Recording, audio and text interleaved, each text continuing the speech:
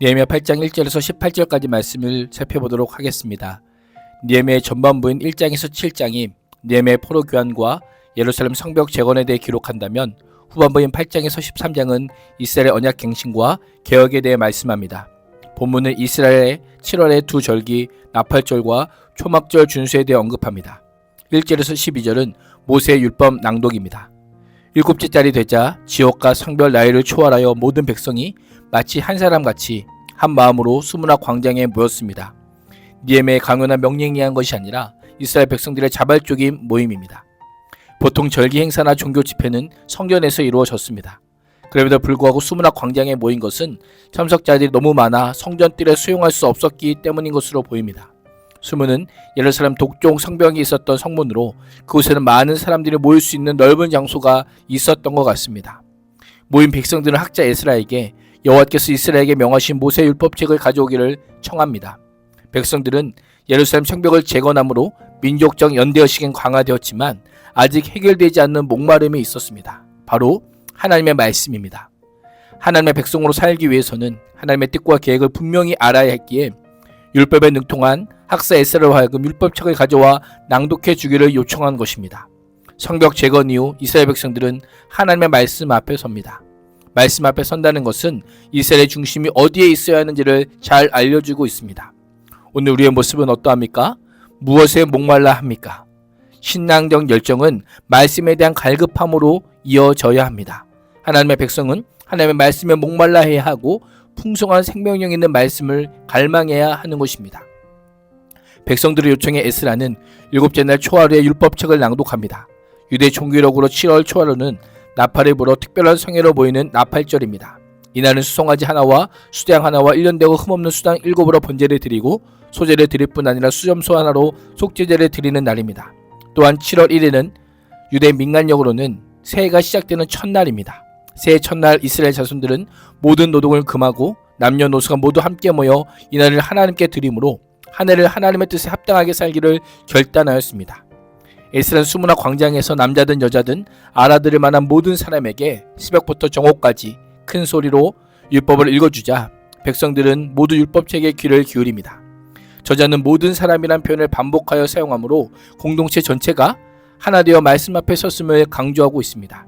특별히라고 하는 표현은 문자적으로 그 일을 위하여입니다.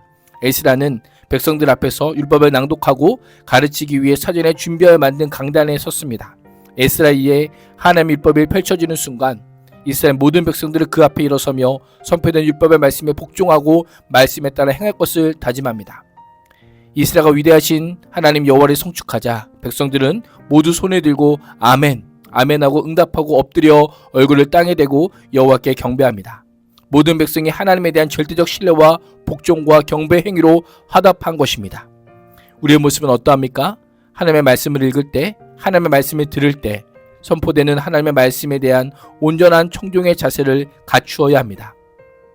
7절에 따르면 13인의 레위인들은 백성들이 제자리에 서 있는 동안 그들에게 율법을 설명하여 주었습니다. 구체적으로 어떻게 가르쳐서 깨닫게 했는지는 알 수 없지만 에스라가 먼저 말씀을 낭독하고 레위인들이 백성들 사이에 돌아다니며 말씀을 풀어 해석해주며 가르쳤을 것입니다. 9절은 말씀을 들은 백성들의 반응을 묘사합니다. 말씀을 들은 백성들은 다 울었습니다. 잠깐 눈물을 보인 것이 아니라 끊임없이 흐느껴 울 정도였습니다. 에스라가 낭독한 말씀이 구체적으로 무엇인지 알 수 없지만 조상들과 자신들이 하나님의 말씀에 순종하지 못했음에 대한 깨달음에서 오는 반성과 회개의 눈물이었던 것입니다. 그러자 느헤미야와 에스라는 율법의 말씀을 듣고 통회하며 우는 백성들에게 여호와의 성일이니 슬퍼하지 말라, 울지 말라라고 합니다.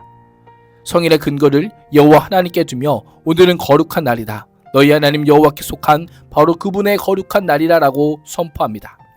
오늘의 주인공은 바로 하나님 여호와이시기에 모든 것을 여호와 중심으로 여호와의 뜻대로 여호와의 말씀대로 행하지 않으면 안됨을 알려주고 있습니다.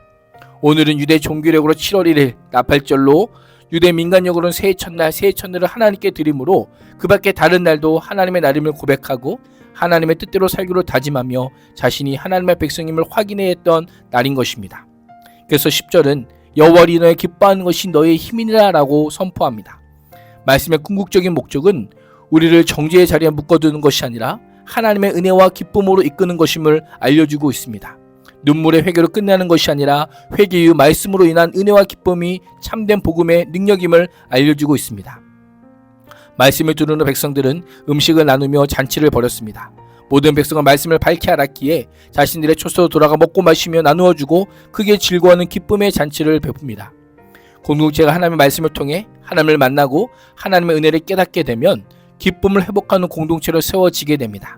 말씀을 통해 회개하게 되고 돌이켜 순종할 때 여호와를 기뻐하는 공동체가 됨을 잊지 말아야 합니다. 13절에서 18절은 초막절입니다. 7월 1일 나팔절에 백성들이 모세 율법에 기록된 말씀을 듣고 깨달아 각자 처소로 돌아갔습니다.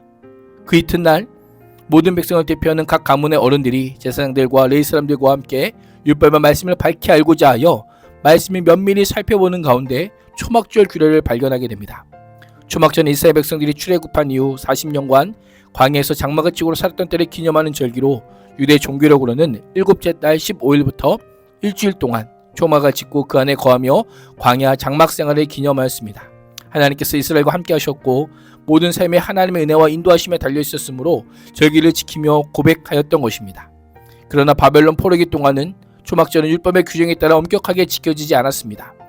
이스라엘 백성들은 율법의 말씀대로 초막절을 지키며 사상 유례없는 의미 있는 시간을 보내게 됩니다.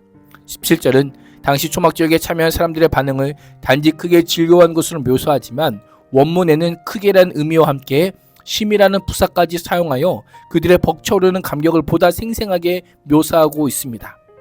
바벨론 포로에서 벗어나 약속의 땅에 돌아와 하나님의 임재의 상징인 성전을 짓고 성벽을 재건하게 하신 하나님의 은혜에 감격하며 초막절이 가진 참된 의미를 마음 깊이 깨달으며 말로 닿을 수 있는 감격을 누렸던 것입니다.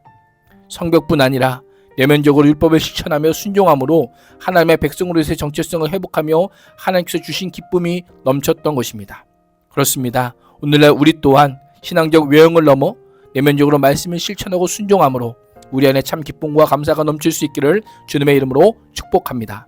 기도하겠습니다. 하나님, 오늘도 하나님의 말씀 앞에 선 인생, 여호와를 기뻐하는 가정, 말씀을 지켜 행하는 교회가 되게 하여 주옵소서. 예수님의 이름으로 기도합니다. 아멘.